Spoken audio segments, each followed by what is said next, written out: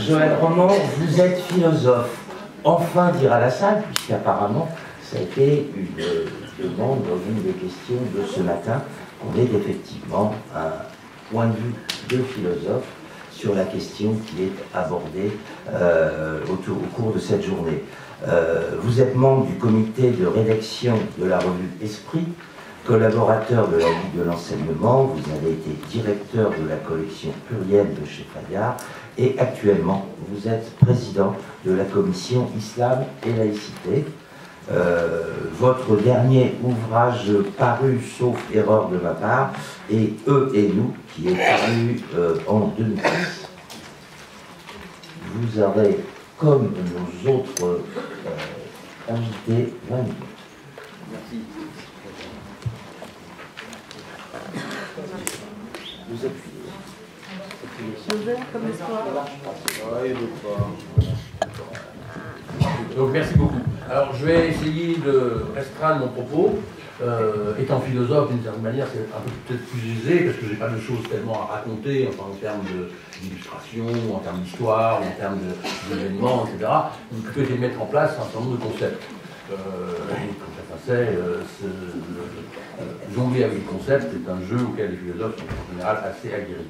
Alors, cela dit, je suis un philosophe quand même un petit peu hétérodoxe, vous allez voir, parce que je ne partage pas, disons, les a priori qui sont ceux défendus par la plupart des philosophes qu'on entend dans les médias et dont on traduit le discours le plus généralement. Mais enfin, je voudrais me centrer au fond sur la question, non pas parce que, aussi parce que c'est une question qui me préoccupe et que je connais bien, mais sur la question de l'islamophobie, qui est aujourd'hui, je crois, au cœur d'un certain nombre de préoccupations, et donc on voit bien que dans le contexte post-attentat, c'est quand même un des risques majeurs qui plane sur nous. Alors je vais essayer d'en dire deux mots.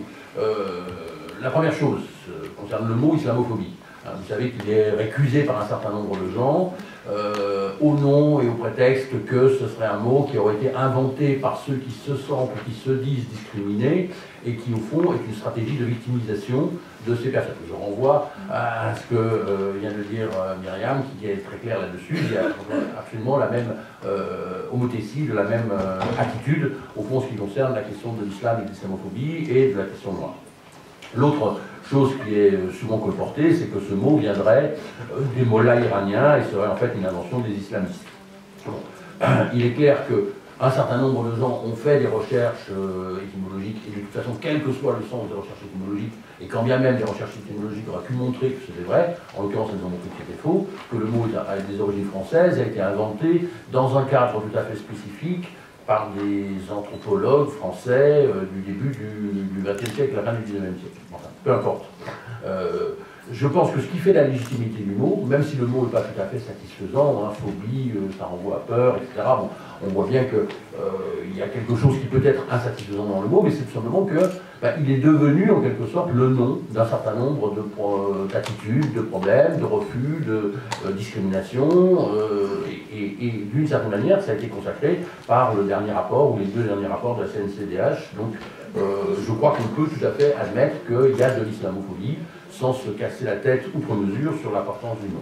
La deuxième chose que je voulais dire, c'est que, évidemment, une partie de cette islamophobie s'exprime de manière absolument évidente en termes de crainte ou de refus d'une forme de dissolution culturelle de l'identité française dans l'islam, ou dans la pression de l'islam, à travers la pression de l'islam, qui est, dans laquelle on confond, au discours dans lequel on confond à la fois le religieux, le racial, hein, cet islam est issu d'immigration, c'est l'immigration qui est ici visée, et au fond, quand on pousse un peu ce genre de théorie, ça donne les théories du grand remplacement, voire la façon dont un certain nombre de gens, dont Zemmour et un certain nombre d'autres, Michel Houellebecq, etc., prospèrent sur cette thématique-là. Évidemment, il s'agit de gens qui essayent de colporter au maximum des peurs, avec des intérêts politiques tout à fait évidents dans cette manière de colporter des peurs, et c'est pas ça que je voudrais d'abord réfuter. On peut réfuter ça, mais je dirais que c'est pas très difficile de réfuter cette posture, qui est au fond une posture raciste et racialiste très traditionnelle, même si elle se manifeste plus particulièrement et plus ouvertement sur la question de l'islam. En revanche, ce qui me paraît plus intéressant et plus inquiétant, et plus difficile aussi, c'est le fait que, d'une certaine façon, il y a une manière de développer la rhétorique anti-musulmane ou islamophobe qui s'appuie sur un certain nombre de valeurs universelles, hein, et qui s'appuie sur un discours totalement universel, universaliste, sur un discours républicain, sur un discours de la citoyenneté, sur un discours de l'égalité. Et avec évidemment là les meilleurs arguments du monde en faveur précisément de la République, de l'universel, de l'émancipation, etc., etc. Donc on a là un discours qui est tout à fait construit et qui alors pour le coup n'est pas tenu par ces idéologues d'extrême droite, mais qui est tenu par une bonne partie de la gauche, y compris une bonne partie de la gauche gouvernante aujourd'hui. Qu'est-ce que nous dit ce discours? Je vais cibler simplement 2-3 points. Le premier point, peut-être le plus massif, il porte sur la question de l'égalité homme-femme. On l'a vu à plusieurs reprises à propos des débats qu'il y a eu sur le port du foulard islamique ou le port du voile, quelle que soit par ailleurs la manière dont certains pouvaient être amenés à avoir parfois des positions qui étaient des positions malgré tout relativement tolérantes, il y avait quand même l'idée que ce vêtement était un symbole manifeste de l'infériorité de la femme par rapport à l'homme et ne pouvait pas être toléré, ou ne devait pas être toléré, ou devait être combattu, devait être en fond, à terme en tout cas, dépassé. Il y avait différentes modalités, je vous les passe. Mais en gros, c'est au nom d'une certaine idée de l'émancipation des femmes que ce combat a été mené, et qu'il est mené aujourd'hui encore par un certain nombre de groupes et de mouvements qui sont des mouvements féministes, qui par ailleurs, je dirais, ne sont pas forcément critiquables. Hein, et donc on comprend très bien qu'ils soient soucieux, évidemment, de l'émancipation des femmes. Simplement, faire porter la question de l'émancipation des femmes essentiellement sur cette question-là, évidemment, ça veut dire quand même qu'on va cibler de nouveau des femmes qui sont, par ailleurs, quand même très majoritairement, des femmes issues d'immigration, des femmes qui n'ont pas accès aux autres formes d'émancipation, et que ces autres formes d'émancipation, on les ignore, parce qu'on estime que sur ce plan-là, elles ne sont pas émancipées. Ça, c'est la première chose. La deuxième chose, qui me paraît tout à fait problématique, c'est que, évidemment, derrière cette idée-là, il y a fondamentalement l'idée qu'on va émanciper les gens malgré eux. Et cette histoire, elle a une longue histoire. Hein. Pendant la guerre d'Algérie, rappelez-vous, l'armée française arrachait les foulards des femmes, bien sûr en partie pour des raisons sécuritaires, mais aussi parce qu'il fallait les émanciper. Hein. Et donc cette manière de penser qu'on fait l'émancipation des personnes malgré elles, hein, et que l'émancipation n'est pas la conséquence d'un combat et d'une prise de conscience des premiers concernés eux-mêmes, en l'occurrence des premières concernées elles-mêmes, me paraît, de ce point de vue-là, éminemment problématique. Et interdit de comprendre un certain nombre de choses qui se passent et qui se jouent, hein, sur cette scène-là, par exemple, l'émergence d'un féminisme musulman. Alors, on va pousser les cris, un féminisme musulman, qu'est-ce que ça peut vouloir dire? C'est une contradiction dans les termes? J'en sais rien. Peut-être c'est une contradiction dans les termes, on verra. Mais pour l'instant, il y a des personnes qui se disent féministes et qui sont musulmanes et qui essayent de construire un mouvement féministe musulman et qui essayent de défendre la thèse qu'il est possible de défendre un féminisme musulman. Je trouve cette démarche, a priori, plutôt intéressante et plutôt potentiellement féconde. Donc voilà, il y a là quelque chose qui me paraît important. Enfin, troisième aspect des choses, évidemment, quand on écoute un peu le discours, vous allez me dire, ce sont des femmes aliénées qui tiennent ce discours. Oui, mais quand même, il faut quand même écouter un peu ce que disent les personnes de leur propre situation. Quand on écoute le discours de ces femmes qui prétendent porter le foulard, elles ne mettent jamais en avant la différence culturelle ou religieuse, elles ne mettent jamais en avant l'idée d'un droit à la différence, l'idée d'une singularité particulière, elles mettent en avant une idée qui, je crois, nous partageons tous, qui est l'idée de la liberté individuelle.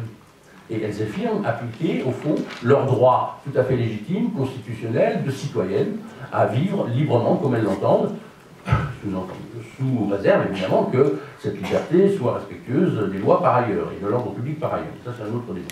Je ne vois pas en quoi le port du foulard en tant que tel menacerait l'ordre public. Donc on voit bien ici qu'il y a toute une série de réticences qui viennent habiller en quelque sorte d'une forme, disons, de refus de l'égalité, de refus de la liberté, au nom précisément d'un idéal d'émancipation.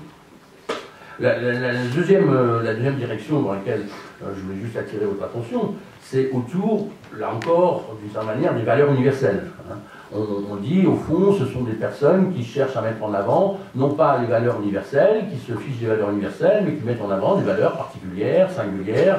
Et d'ailleurs, au fond, ce sont des comportements qui sont empreints de préoccupations essentiellement identitaires, ou encore de préoccupations qu'on pourrait facilement taxer de communautaires. Et on voit très bien comment se construit une représentation sur laquelle il y a un spectre entre la France, le spectre du communautarisme. C'est-à-dire qu'il y aurait un danger communautaire qui serait en train de monter un peu partout. Là-dessus, il faut aussi être clair. Le communautarisme, au sens strict, ça serait la revendication d'un certain nombre de groupes, de communautés, si vous voulez, d'exiger pour eux-mêmes des règles de droit particulières, distinctes de la règle de droit commune. À ma connaissance, il n'existe pas de revendication communautaire de cette nature en France. Et je n'ai pas vu quiconque manifester de revendication communautaire de cette nature, je n'ai jamais entendu, je n'ai jamais lu de revendication communautaire de cette nature. En revanche, il existe évidemment un fait communautaire, il y a des existences communautaires, la communauté ça existe, mais alors à ce moment-là, pensons aussi ce qu'est réellement la communauté, ce qu'est réellement le fait communautaire. Et à ce moment-là, on s'aperçoit que la communauté, elle fonctionne, alors avec parfois un certain nombre de dérapages, je le reconnais tout à fait, mais elle fonctionne aussi très souvent comme une ressource, comme une possibilité pour les individus de s'insérer dans des réseaux de socialisation, comme une ressource qui est à la fois, je dirais, une ressource économique, une ressource matérielle, et aussi une ressource identitaire. Et je reviens à la question de l'identité. La question de l'identité ne peut pas être écartée comme ça, simplement, d'un revers de main. Il y a au fond deux modèles qui s'affrontent. Cette idée que, pour être citoyen, et en France, notre tradition française, notre culture française est très attachée à ce modèle. Pour être citoyen, donc pour, au fond, jouir des droits du citoyen, il faudrait oublier tout ce qui spécifie ou singularise les individus. À commencer par, évidemment, leurs différentes identités. D'abord les identités sociales, ensuite, peut-être d'abord les identités de sexe, de genre, et puis enfin, toutes les autres formes d'identité, les identités régionales, les identités professionnelles, les identités culturelles, et pourquoi pas, évidemment, les identités religieuses. Et on voit bien comment il y a ici une espèce de vision qui est homogénéisante, qui ne voit l'individu que comme un individu totalement dépourvu, dont on a soustrait petit à petit tout ce qui le spécifiait et tout ce qui le singularisait, et qui à ce moment-là devient un individu totalement interchangeable les uns avec les autres. Alors, l'égalité entre des personnes totalement interchangeables, c'est pratiquement facile à faire. Le problème, c'est que les personnes ne sont pas interchangeables. Et que moi, je ne peux pas être à votre place, vous ne pouvez pas être à la mienne, et que chacun d'entre nous a sa singularité, son itinéraire, son chemin, et que le type de société que nous cherchons à construire, ou que nous avons cherché à construire, est un type de société dans lequel chacun d'entre nous a sa place. Et je pense que là, il y a quelque chose à travailler aussi dans nos représentations, autour du fait identitaire et autour de la légitimité de cette revendication identitaire et du fait identitaire. Donc je crois qu'il y a là aussi quelque chose qui me paraît important. Donner à un certain nombre de gens le droit d'être ce qu'ils sont, parce que c'est fondamental, je crois, pour, disons, l'idée qu'on peut avoir de la démocratie ou de la nation, que c'est quelque chose qui part de la reconnaissance de ce que les individus sont et de la façon dont ils se définissent eux-mêmes, et non pas tel qu'on voudrait qu'ils soient. Alors, après, on peut toujours dire, moi je voudrais qu'ils soient un peu différents. Et à partir du moment où il y a cette reconnaissance de base, on peut essayer de tirer les gens un peu dans une autre direction, leur proposer telle ou telle chose, mais d'abord, je crois qu'il y a un premier mouvement qui est celui de la reconnaissance et qui consacre au fond les identités telles qu'elles sont. Enfin, dernier point, et puis je terminerai là-dessus, évidemment, le grand débat dans cette affaire, c'est celui de la laïcité. On voit bien comment, à l'appui de cette thèse universaliste, réductionniste, je pense, enfin, réductionniste vis-à-vis des formes objectivement singulières, particulières d'identité ou de communauté que j'évoquais tout à l'heure, on invoque la laïcité. Et on invoque la laïcité en disant que de toute façon, la laïcité interdit ou interdirait ce genre de manifestation, ce genre de comportement. Alors ça peut valoir pour les comportements vestimentaires, ça peut valoir pour les comportements alimentaires, ça peut valoir pour toute une série de choses. C'est comme ça qu'on se retrouve d'ailleurs avec une Elisabeth Badinter qui déclare que Marine Le Pen est la meilleure représentante de la laïcité, ou la meilleure défendeur de la laïcité. Ce qui est quand même un problème, me semble-t-il, non seulement un problème politique, mais évidemment un problème théorique majeur. On n'ait pu laisser dire ça, et que l'universalisation, ça soit tombé comme ça dans le lot commun, comme si c'était... Alors, qu'est-ce qui est en jeu dans la laïcité? Il est clair que ce que dit la laïcité, ce que dit la loi de 1905, ce que dit, au fond, le principe de la laïcité, c'est trois choses essentiellement. C'est premièrement la liberté de conscience, c'est-à-dire la liberté pour chacun de croire et de penser ce qu'il veut. Deuxièmement, la liberté de culte, c'est-à-dire la liberté d'avoir la religion et de pratiquer la religion que l'on veut. Et enfin, la séparation des cultes et de l'État. Donc, l'interdiction aux religions d'intervenir dans le domaine public, ou le fait que la religion n'est pas de droit public. Donc, la conséquence juridique de ça, c'est que la religion n'est pas de droit public, elle est de droit privé. Ça ne veut pas dire, et ça n'a jamais voulu dire, que la religion n'a pas d'existence dans l'espace public, n'a pas d'existence de manière publique. Dire qu'elle n'est pas de droit public ne veut pas dire que la religion doit être enfermée dans le privé, doit être enfermée dans le fort intérieur. Une religion qui n'existerait que dans le fort intérieur, ça ne serait pas une religion. Une religion, ça se fait à plusieurs, ça se fait avec d'autres, ça se fait avec des cours religionnaires, et ça se fait dans des églises qui sont visibles, dans des mosquées qui sont visibles, dans des synagogues qui sont visibles, dans des temples qui sont visibles, etc., etc. Ça se fait avec des fêtes religieuses qui sont visibles, ça se fait avec de tas de manifestations qui sont évidemment des manifestations publiques et qui ont une visibilité publique. Donc c'est, à proprement parler, pour le coup, un contresens profond sur à la fois la lettre et l'esprit de la loi, que de dire la religion doit être renfermée dans l'espace privé ou dans la sphère privée. Qu'elle soit de droit privé, bien sûr, mais ça c'est un problème purement juridique, mais elle n'est pas purement privée. Ce qui est purement privé, c'est ce que je fais dans ma salle de bain, c'est ma toilette. C'est pas la religion. Donc je pense qu'il faut, de temps en temps, expliquer à les gens, il faut confonder la religion et la toilette.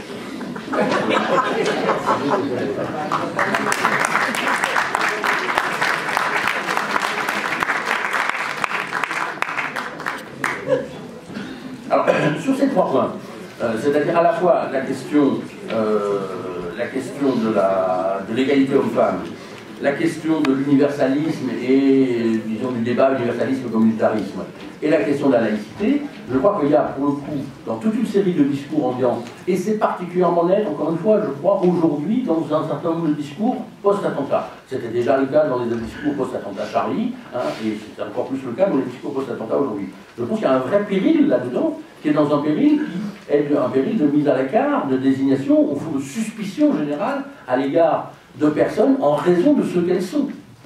Et il me semble que, sans vouloir trop m'avancer, sous réserve, disons, de confirmation, mais qu'un certain nombre des perquisitions qu'on peut être conduites ou un certain nombre des assignations en résidence qu'on peut être prononcées ces derniers jours ne sont pas exemptes complètement de tout reproche ou de toute critique à cet égard-là. Je ne vais pas dire qu'elles sont toutes illégitimes, certainement pas, mais je serais bien en peine qu'on me prouve qu'elles sont toutes absolument légitimes. Parce que précisément, elles sont conduites sur la base de cette espèce de suspicion. De suspicion, y compris de religiosité radicale. Oui, mais bien sûr, quand on est dans la religiosité, il peut y avoir des gens qui sont radicalement religieux. Bon, c'est pas des gens sympathiques, c'est pas des gens que j'ai envie de fréquenter, je les fréquente d'ailleurs pas. Je conçois très bien que beaucoup d'entre nous n'aient pas envie de les fréquenter, mais voilà, ça ne veut pas dire qu'ils aient à être suspectés systématiquement par les autorités, et notamment par les autorités publiques, de déviation ou de pire choses comme ça, d'intention, quelque sorte, de subversion. Donc je crois qu'il y a là quelque chose qui me paraît être une construction intellectuelle extrêmement dommageable, qui se soutient d'une certaine forme de philosophie, d'une certaine forme de discours philosophique sur, encore une fois, l'universalisme, l'universel, les valeurs, etc., etc.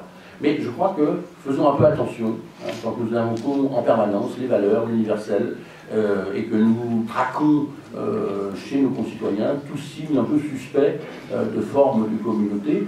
Sinon, je veux dire, il y a aussi, et je crois que c'était un peu présent dans le débat autour de l'Église de Bay, mais il me semble qu'il y a quelque chose qu'on ne voit pas, qui est cette espèce d'entre-soi que nous continuons à propager et à construire, qui fait que, d'une certaine façon, nous interprétons de cette manière-là la France comme une entité communautaire. Le communautarisme, ça devient un communautarisme national. Alors, nous ne nous étonnons pas que le communautarisme national gagne si nous ne sommes pas capables de combattre théoriquement, au fond, cette déviation communautaire de l'universalisme.